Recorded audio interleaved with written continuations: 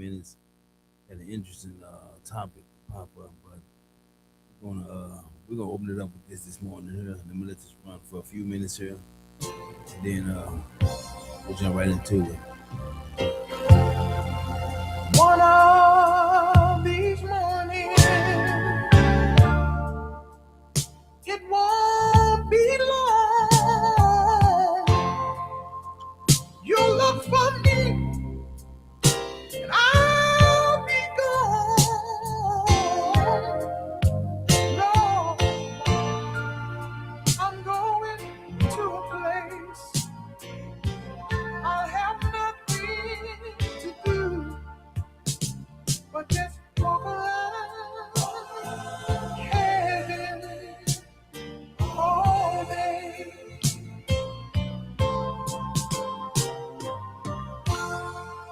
When I get to heaven, I'll sing and shout. Nobody will be able to put me out. My mother will be waiting, and my father too. We'll walk around heaven all day.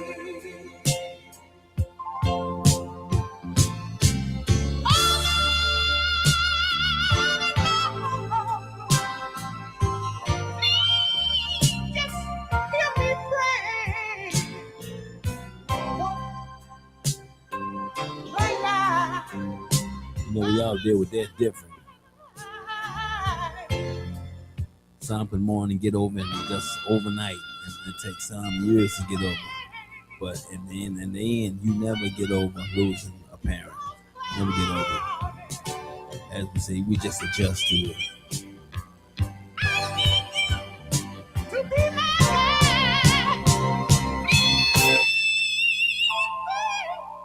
Lord, every day will be Sunday. Yeah. Sabbath will have no end. All right, yeah, we're gonna jump right on into it here, man. Hey, thank you, man. Like I said, welcome to another edition of Destiny Great Podcast. And I was speaking this morning about a young man that's on my juvenile caseload, and he's right now he's kind of going through some things right now. Kind of going through some things right now, and we're just trying to get him in a positive place so he can maintain and be the best possible version of himself to himself. So I got an in studio guest that's gonna be on this morning, and let me get it keyed up here. We can get in here and kind of go.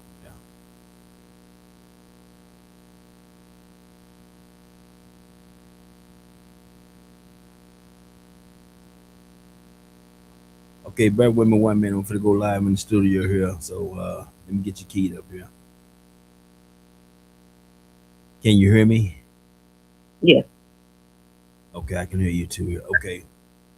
So like I was stating earlier, y'all, I was saying that I was speaking about a young man that's on my juvenile caseload, and he's mourning the death of his mom, and in the midst of him mourning the death of his mom, he's kind of acting out towards his granny, wanting to fight her fiance.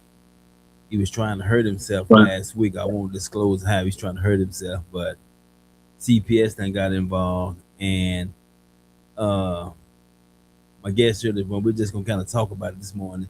She kind of said some things this morning that made a whole lot of sense. Carla, how you doing this morning?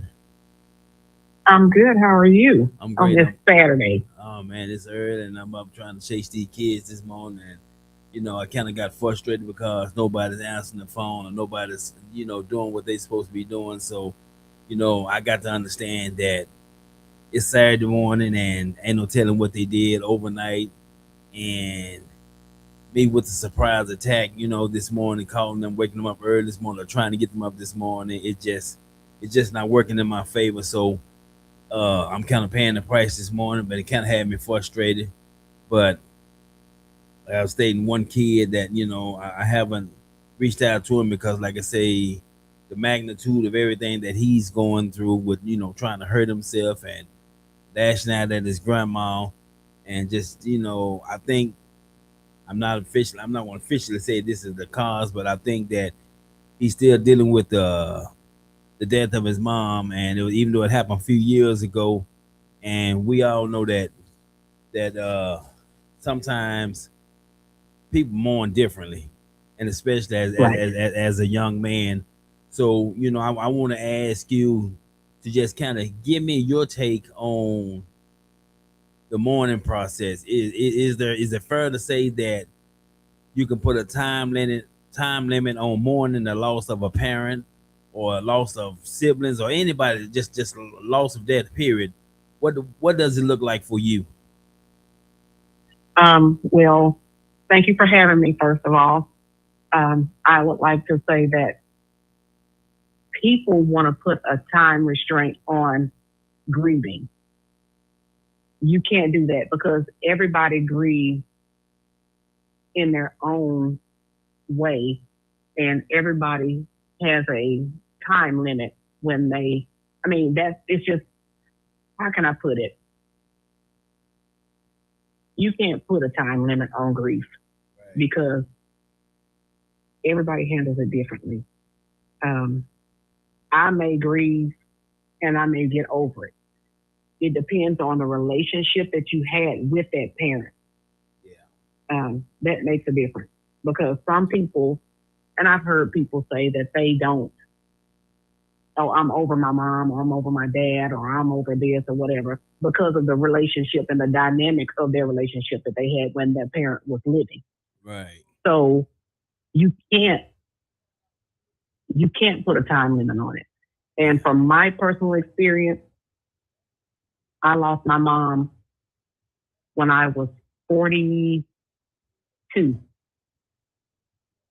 And that took me all the way back to being a little girl. And when I say that, it's like you go from being an independent adult, being on your own, having your own children, to reverting back to a child. And it's like being an orphan. Uh, the saving grace for me was that I had my dad to fall back on. Right. But when you don't have that, that whole setup is different. It's totally different. Yeah. And with a child, and I don't mean mentally like a 5 year old or whatever. Even a 16, 17, 18-year old, if they're not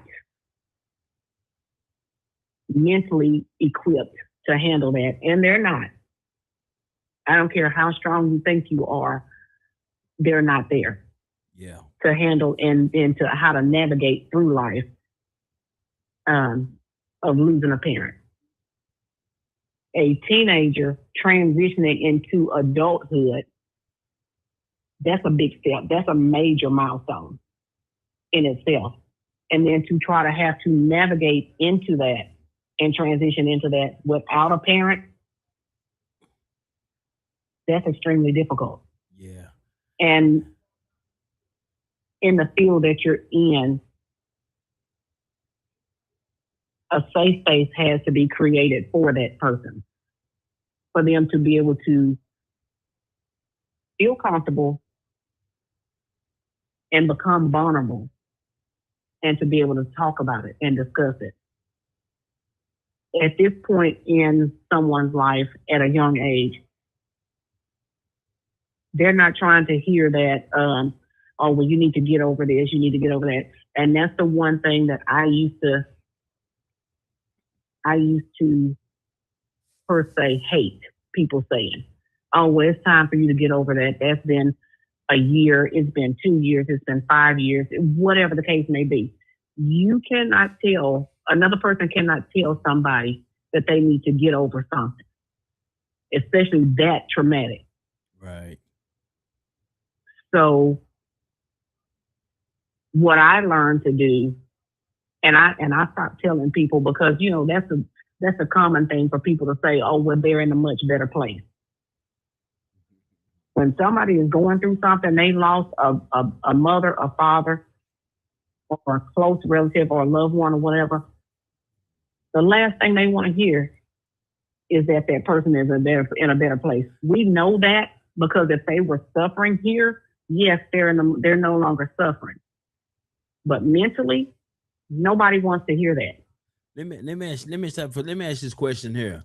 So, you Okay. know, it's funny you saying what you're saying, but during the midst of that, is there ever a right word or right phrase or anything to say in that time? I mean, I'm just asking.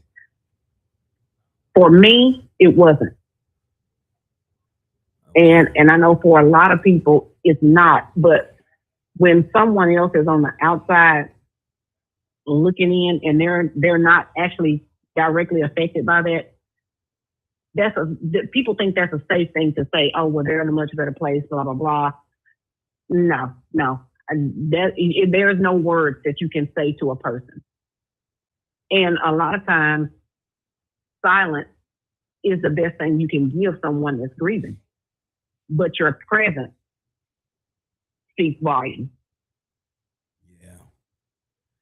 because if they know you're there, they don't want to hear from you. They don't want to hear you say anything because everything is going to feel like it's not. I guess not. Attack is not the right word to say, but they're going to feel like I don't even know what the word is. Right. Um, but yeah, I experienced that when I lost my mom, and I didn't know how to cope with it. I was trying to be strong Right. for my dad, um, and for my kids, everybody around me, and I was the strong one. But everybody is not built like that, and Right. you have to meet people where they are. Yeah. I as I'm sitting here right now listening to you, and as I'm pondering my thoughts right now, and I'm saying to myself, it's like it's a double edged sword.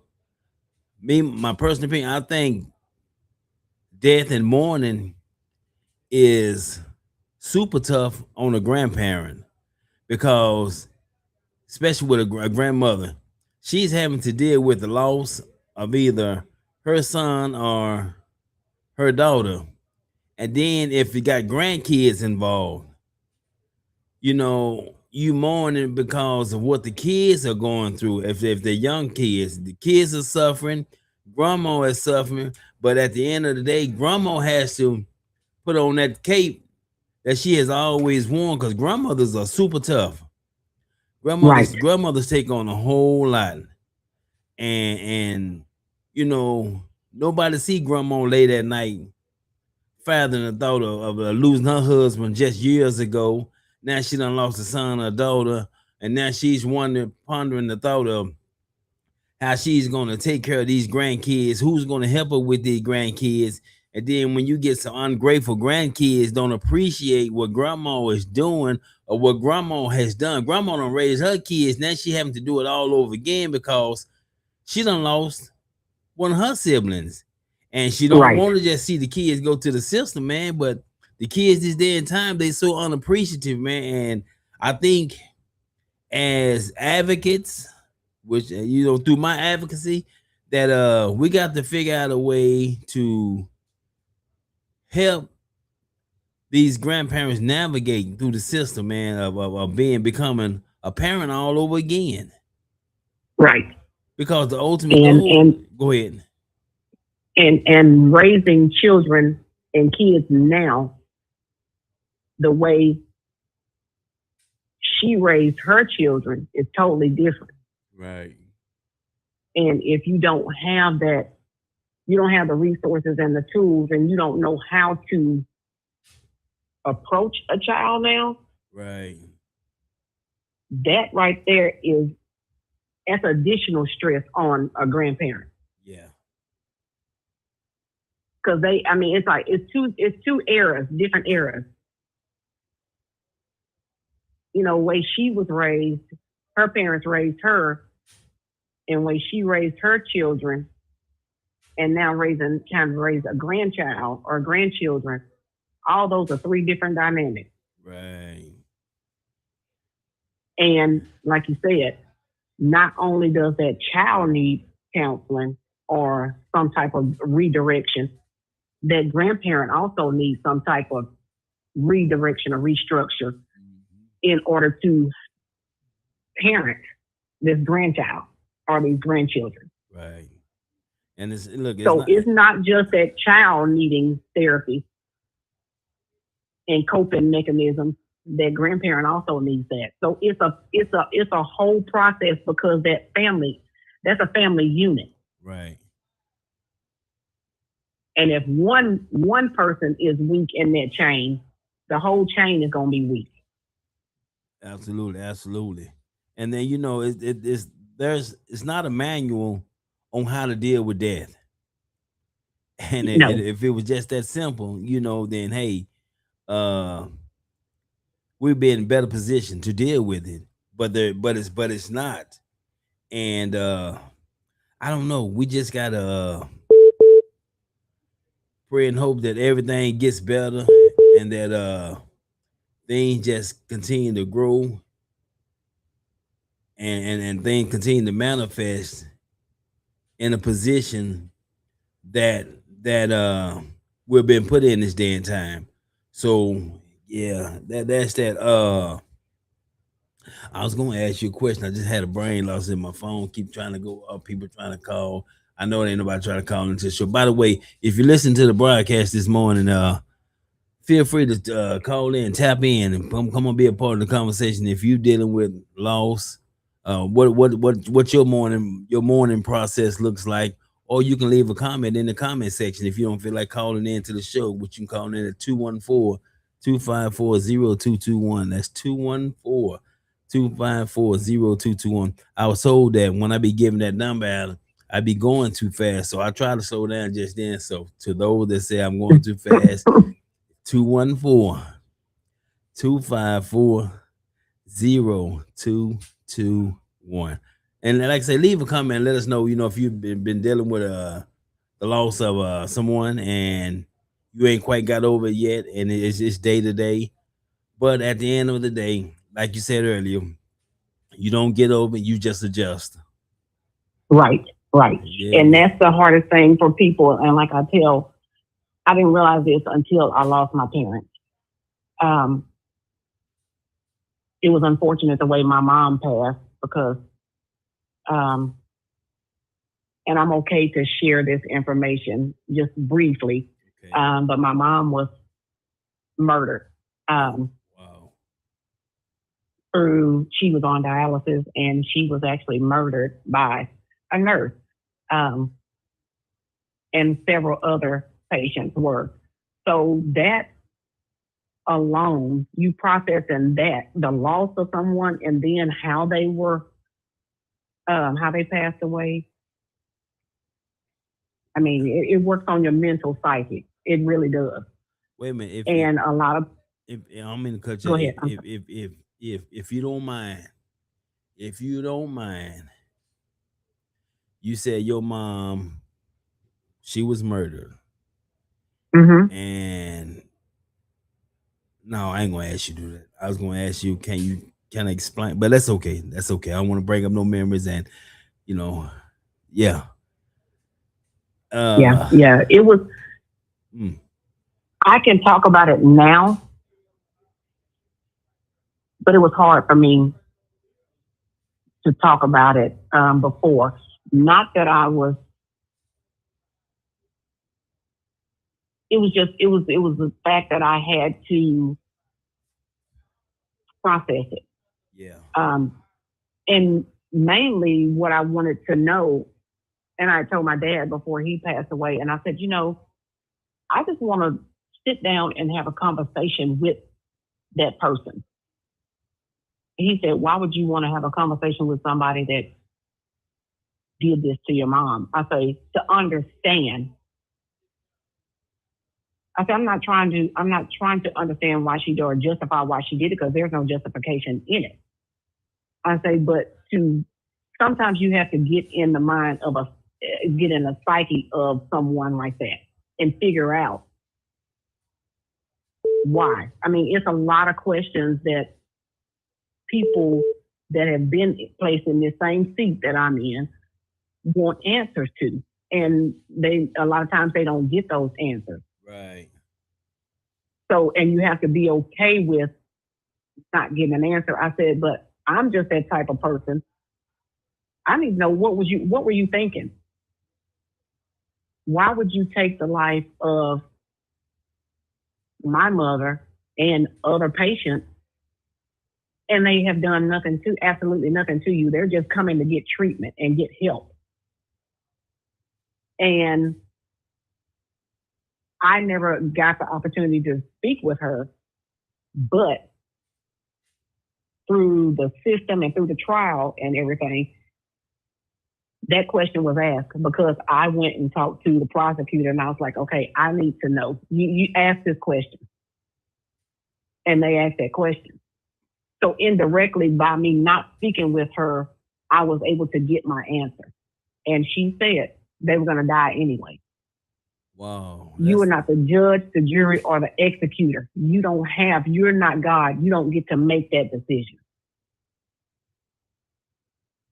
So, and a lot of people say, well, I'm just going to just pray about it or do this and that. When you're vulnerable and you've lost someone, I'm going to tell you, the last thing you want to do is pray because it's like you don't know what to pray for. Right. And the only thing I could say was, God help me. And over time, I found myself getting stronger and stronger. But and my coping mechanism was to talk about it. Yeah. But a lot of people don't want to talk about it. They shut down. And as a young adult, say a teenager or whatever, and especially with our men, and I'm not knocking men, but a lot of men are not communicators. Right. And if you have a young adult male going through that, that's the first thing they do is shut down. Yeah. Let me ask you a question. So based on everything that we talked about, I mean, I know the answer. I just want to hear it because I'm gonna try to get another call on the phone here in a minute, and I'm not gonna have him reveal his name because he has an interesting. It's people got to hear his testimony here because I want to open this platform up today for somebody that's going through some things, want to get some things off their chest, and don't quite have a platform to do it. But I'm gonna see if I can get him on the phone here. And in your mom's case, did that did that case make national attention? Yes, yes, it did. Yes, it did. Okay. They actually did a documentary on it. Wow. Um, how she planned it, plotted. I mean, they even see video. I mean, her computer showing where she was looking up ways to try to kill people. Yeah. So yeah, it did make national uh, news. Ooh, my. Yep, it was a dialysis center Okay. in East Texas. Wow.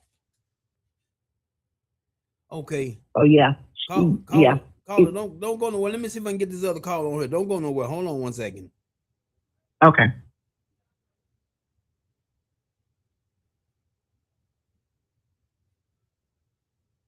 See if I can get him on here.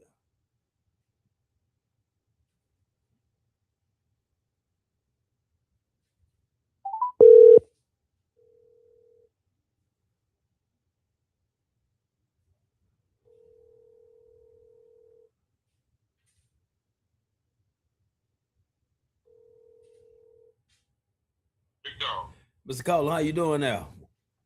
How you doing that, sir? I'm doing all right. Oh, you got about 5 minutes.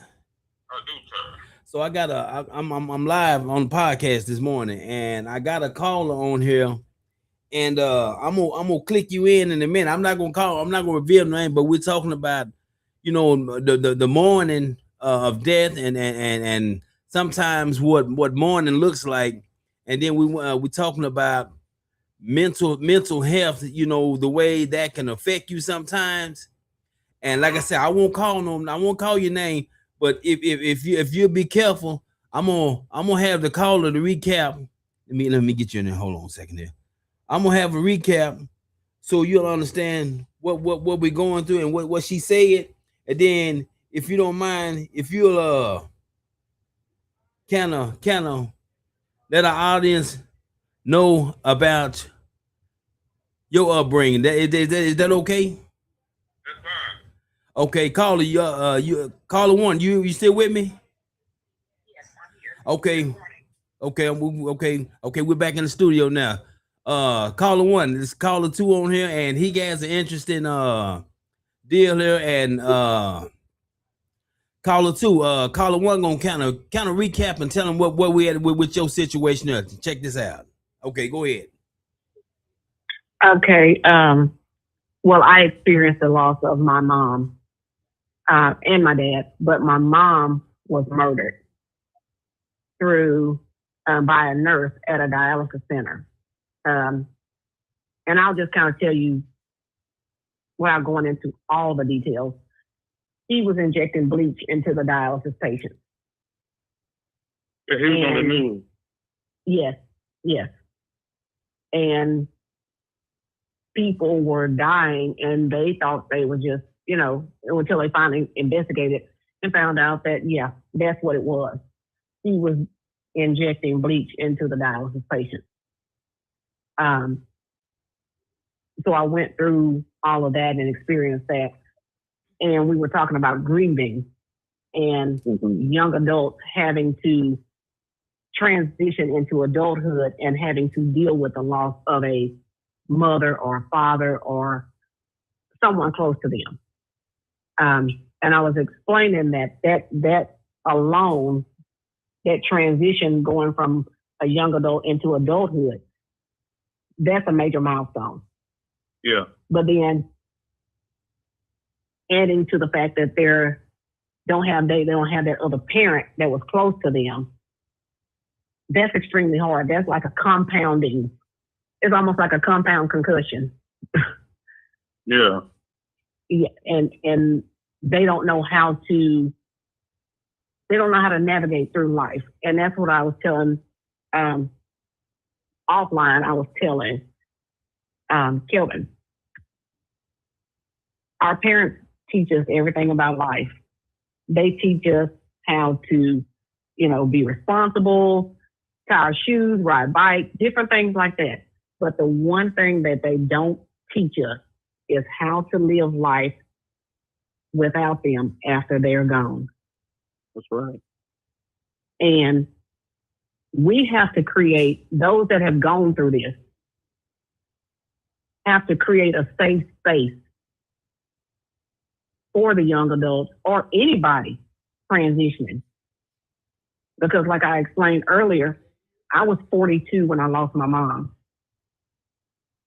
And that moment made me feel like an orphan. Even though I did have my dad, my mom and I were best friends. I had my dad, so I had him to fall back on, so I could put that love that and that void that I was missing from my mom, I put it into my dad. And to not have that, or that child not have that, they have grandparents, but the grandparents are different from a mother and a father. So they're trying to fill that void, but that void can't be filled, and they shut everybody else out. Right. And one thing I can say, especially with our young men, and young women, I'm gonna put both of them in the same category. If they don't know how to communicate and get that out, because they shut down, that's the first thing that a person does. That's just an automatic response. People shut down. And when they shut down, they hold that in. And that childhood trauma is taken into adulthood. And they come in broken. So when a man or a woman shuts down, a woman says, nothing's wrong with me. I'm fine. A man may not say anything. Wow. And it's almost like you got to become a human. If you get into a relationship, I'm going to put it like this. If you get a relationship with somebody and you come in broken, mm-hmm. you're not going to be a good communicator to your spouse. True. Or your partner. And that's going to create another issue. And when you have to be on the receiving end of having to deal with that, and you're the communicator, and you get with somebody that's not a communicator, you become a human tow truck. And when I say that, it's like you're having to pull stuff out of people just to be able to deal with a relationship or deal with that. And that becomes a problem. So therapy, and a lot of us as African Americans feel like going to therapy is a bad thing. Yeah. Let me it's not. Let me jump mm-hmm. in. Let me jump in right quick. So I'm listening out there. We got 2 callers in today. We got caller number 1 and caller number 2. I'm not gonna reveal them names right now, but caller 1 is talking about, the loss of her mom and how it had affected her for years, and how it sometimes shoots you back to when you was a kid, and just the thought of thinking about your mom is here, and then your mom is not here, and then we got caller 2 here, which he gonna kind of jump in. Caller 1, I'm gonna let caller 2 jump in. I don't want to take up much of his time, but caller 2 has an interesting upbringing, and to anybody that's going through something, I want you to listen to what he's saying here. And if you ever want to talk about this, the platform, we give you the platform to open up and talk about it. And we can always reach out to caller 2. And if you want to talk to him, hey, we can make that happen. But caller 2, I know I don't want to take up too much of time. Appreciate you taking out about 5 minutes of your schedule. But if because you know me, you done went through this many times. But if you would, caller, just share with the audience here what I'm talking about. Can I first of all, I appreciate the opportunity, Mr. McGee. Yes, sir. But can I first piggyback and address caller 1? Yes, sir. And she's totally right about grieving. I mean, in our communities, we speak a lot about systemic poverty. We say that we have a systemic drive, no grocery stores and things, those types of things are systemic, but we don't talk about systemic grief in our communities. Big Mama is still grieving the loss of Tyrone back in 1979. Yeah. Mm-hmm. Everybody feels the pain. And when when our young people, we don't understand grief, they don't know how to stand, because grief is uncontrollable, it's unpredictable, it's on an individual basis, especially with our young people. Their minds are still being developed, and so they don't have any place to place it. And so the only place that we can place our grief and our hurt and our pain is in this one emotion called anger. Mm-hmm. Anger allows me to cuss. Anger gives me permission to tear up stuff. Anger allows me the opportunity to shut myself off. It's me against the world. I don't know what to do, where to go. There is nobody. God has taken what I love and he has not given me anything in return. Right. And I'm angry about it because I don't understand it. I'm angry about it because it hurt me. I'm angry about it because I'm confused and now I'm alone. I'm angry about it. Watch this, because I don't know how to communicate it. And people don't understand me because I don't know I don't know how to communicate it. Even those people who are willing to listen, I don't know how to say it. And I don't want to say it. I do not want to return to that place. You know why? Because it hurts. Mm-hmm. I don't want to talk. I don't want to go to that place. My sister, I don't go to her grave. Why? Because it hurts. I don't want to relive pain. I don't want to deal with those things that hurt me. A lot of young people in their minds, or people in general, who are learning or living with grief, just do not understand how they're supposed to act. Then there are those who say, well, get over it. You should have got over it by now. You need to do something. You need to do this. You need to do that. Those are, in my opinion, are some of the worst things that you can say to people who are grieving. Exactly. People who are hurting, people who are feeling distant, because nobody understands where I'm at. And that just pushes me farther away. It gives me an excuse to run from the support and the help, because I can't see it. I can't see your motives. I can't see your intentions. I can't see any of those things. And we have to, at some point, learn how to live with pain. No. We're going to have to outlive pain. We have to learn how to outlive the hurt, because we never get over it. Because you know why? We have a memory. Mm-hmm. And we can remember those people. We can remember those instances of trauma. We remember those things. And sometimes they're involuntary. Sometimes those things just pop up in our minds. You know, we having a good time, and now there's a trigger, there's a smell, there's a particular sound, there's something, there's a movie. Kelvin was telling you, I grew up with a very, very abusive father. And I grew up and I was common, and I was commonplace with domestic violence and those things. And I had to protect my mother. And when the movie Color Purple came out, and Danny Glover was Mr. My sister loved Danny Glover, but she hated Mr. Mm-hmm.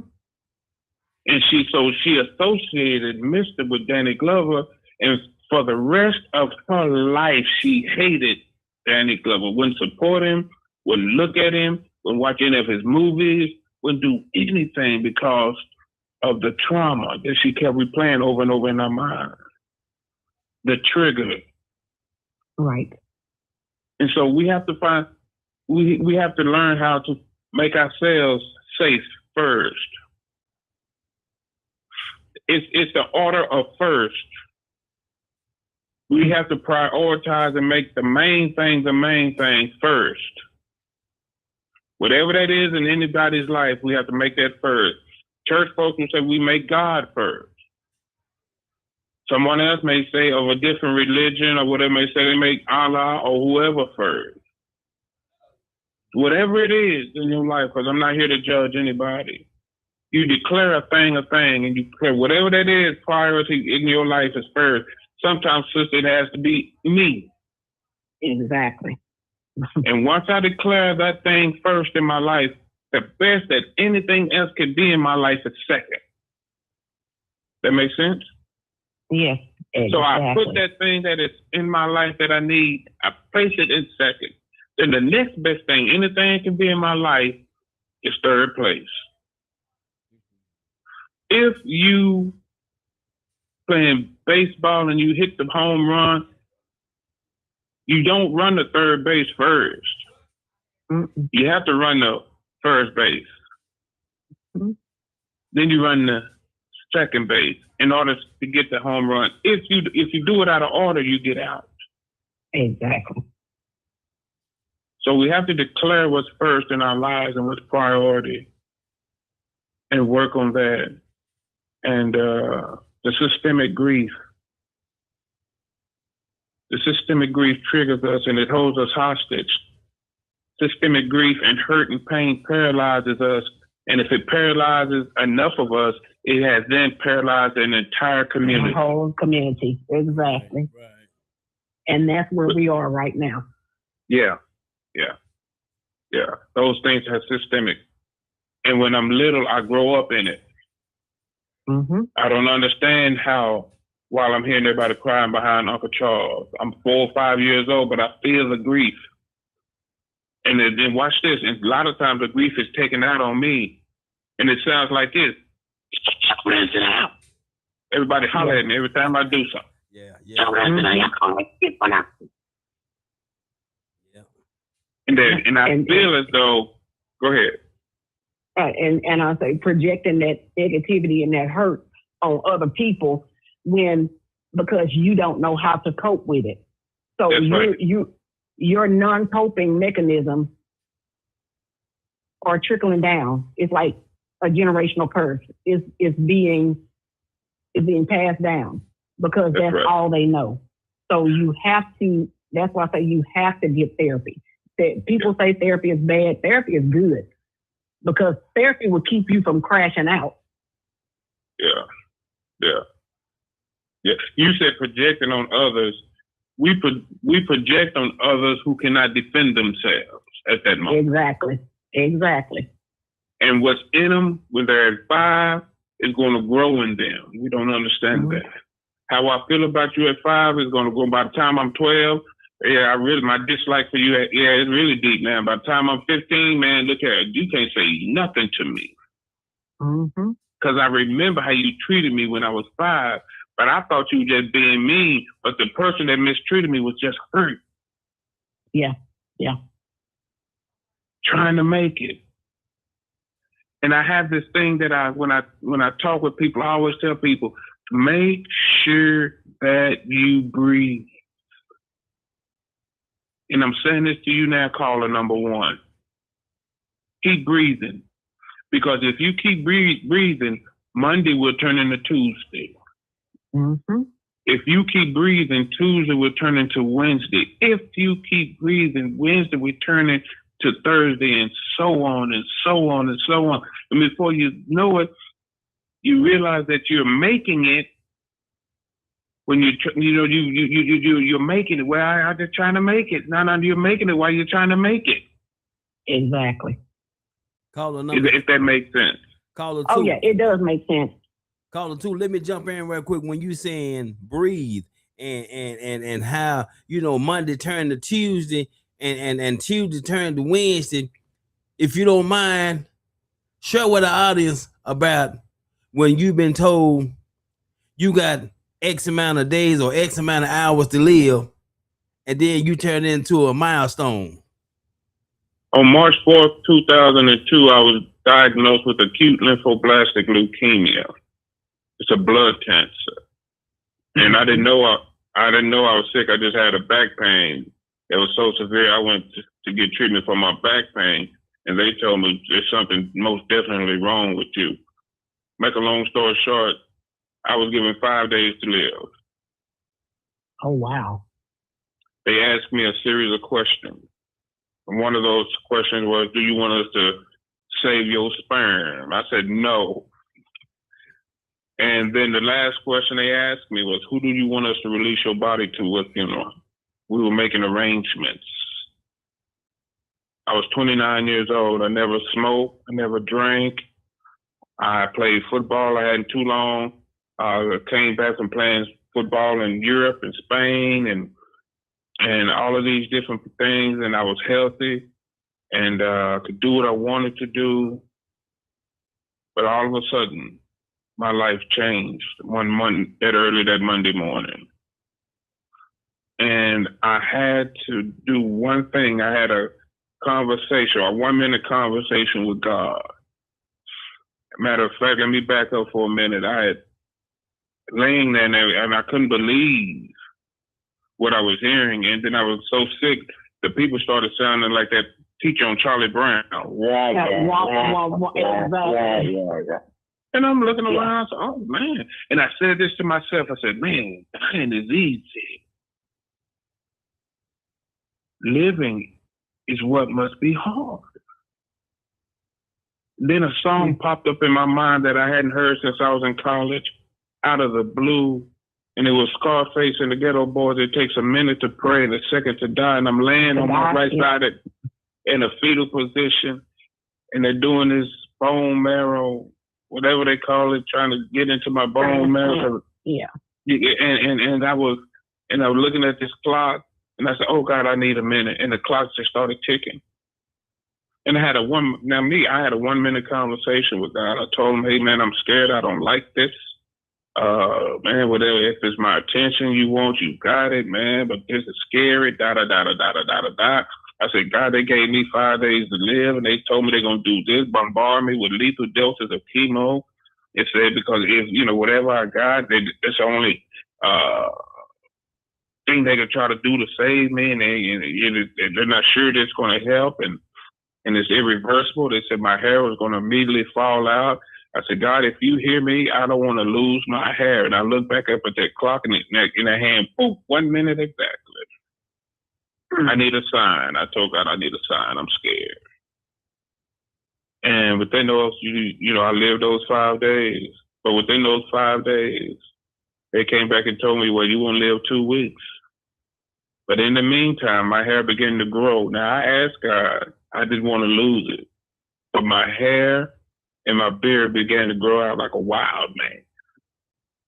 Till in the ICU, it was so bad, they allowed me to bring one of my friends, a barber, in to cut my hair and shave my beard. Keep breathing. Whatever you got to do to keep breathing. That's what we have to learn how we have to do. If it's stay out of the way, if it's making your health priority, if it's making your mental health priority, we got to keep breathing. If we can understand that people are living as good as they know how, we got to keep breathing. Right. We have to make ourselves a safe place, because everywhere I go, if I'm my safe place, everywhere I go is safe. Mm-hmm. We have to keep breathing. Yeah, we have to keep breathing. Yep. And it's funny that you say.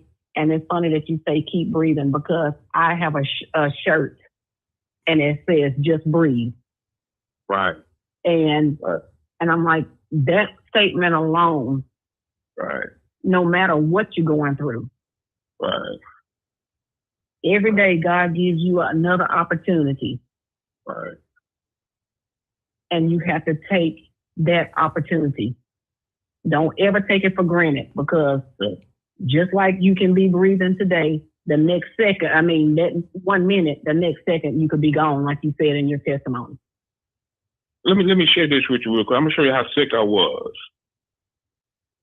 If I didn't breathe on my own, I wouldn't have breathed.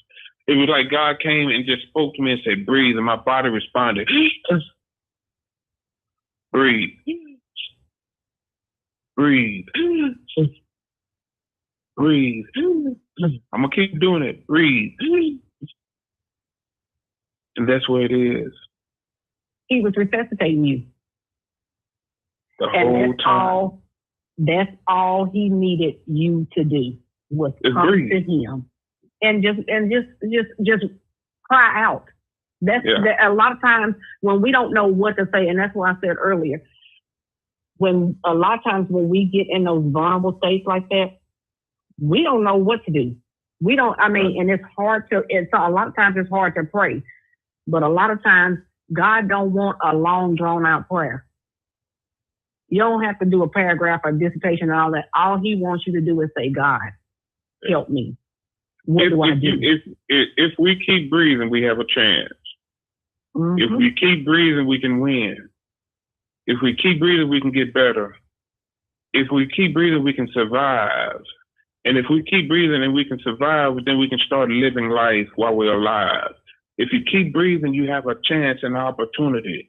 If you keep breathing, you can do it. If you keep breathing, you can get back up again.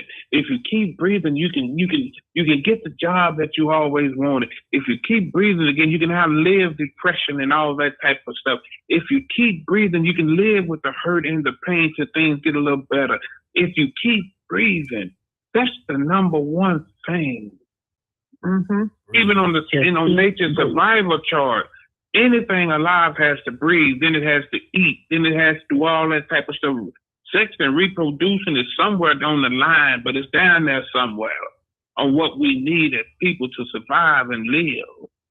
But the number one thing is we got to breathe. Mm-hmm.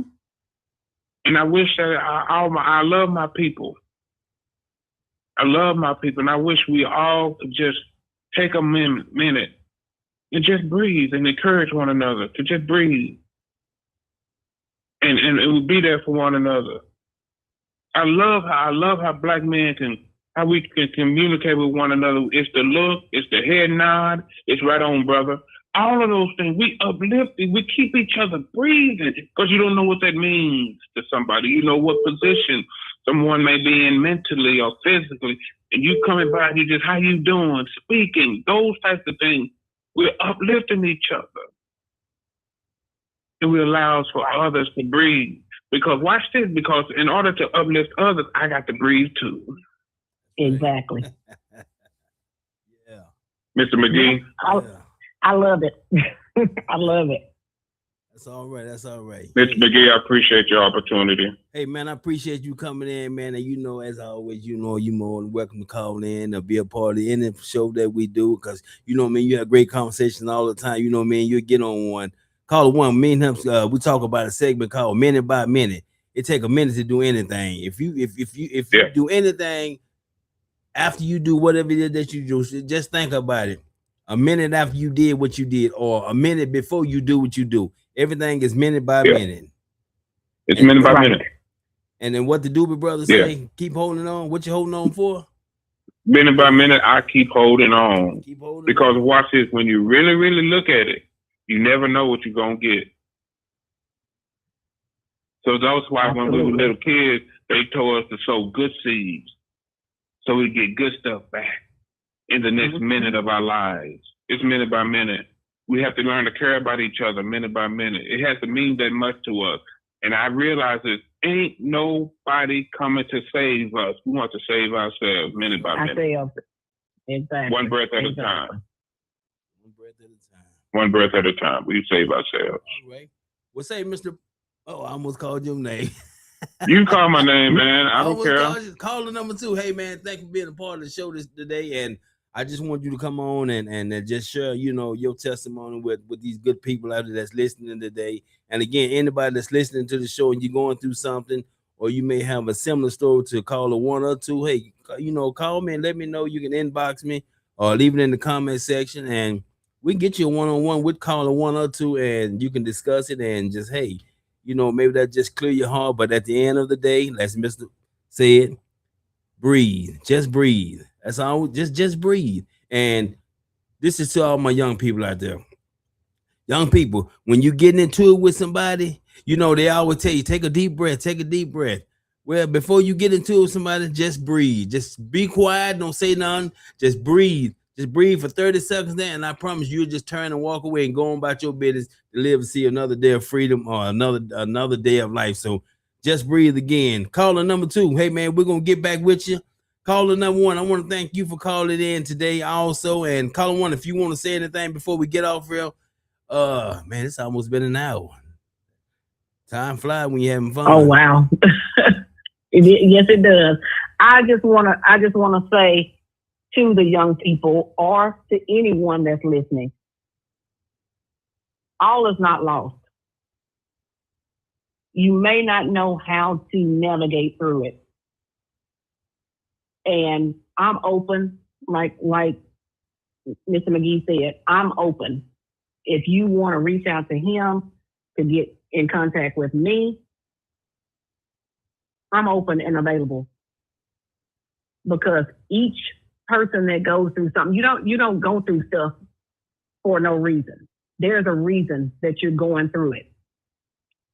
And I always pray this prayer. God, help me so that I can be a blessing to someone else. In whatever aspect or dynamic that looks like. If I gotta help somebody, if I just have to be a listening ear, and I can help, because a lot of times people don't want, okay, your advice or whatever. They just want you to listen. Or if nothing else, your presence alone is there. So I'm available to be a listening ear.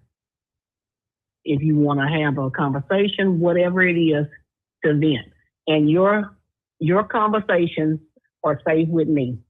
I don't repeat stuff. I don't go back and talk about it.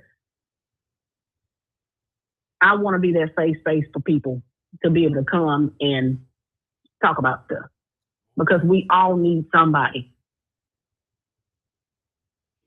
So that's all I have to say. All right. Well, hey, caller one, thank you again for being a part of the show today. And I'm finna get ready to get up out of here. I gotta go chase some kids today. Well, I'm gonna try to chase some kids. My day got started.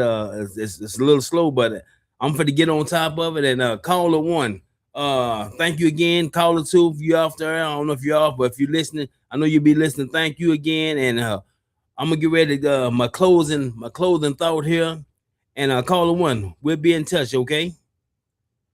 Okay. Thank you for having me, and God bless you. All righty. So hey, y'all, I think we had a great show there. Caller one and caller two, they was phenomenal with the statements today. And just anybody that's going through something, you more than welcome to call in and be a part of the show. And if something is on your mind and you want something you want to talk about, hey man, we can get you some answers. We can get you to the right somebody's. And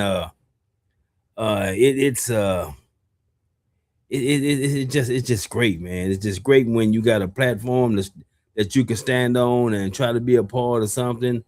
I don't know, man. I just got up this day and felt something, and there it is. So, but what I'm gonna do now is, hey, we're finna get ready to get up out of here. We at the hour mark. We're at 58 minutes here, and we've been on it. So I'm gonna let this here go a little bit, and then we're gonna get up out of here. Thanks again for listening. And like I said, if you're going through something, hey, call in and let me know. Out of all the trials and tribulations that it could have been either one of us, including the gun virus, the deadly coronavirus that's taken over our world, I still have to say, Lord, I thank you, because it could have been me.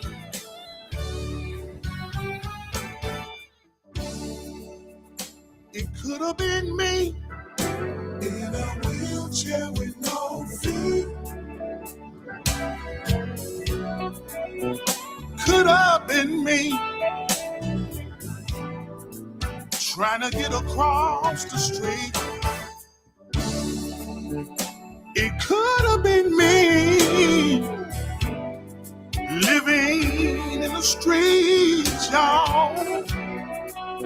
It could have been me with no food. Again, I want to say thank caller number one, caller number two for those phenomenal stories. Thank God, 'cause it could have been me. Oh, I thank the Lord. I thank the Lord for saving me. Oh, I can't help but thank you, Jesus. 'Cause it could have been me. Every time I go down on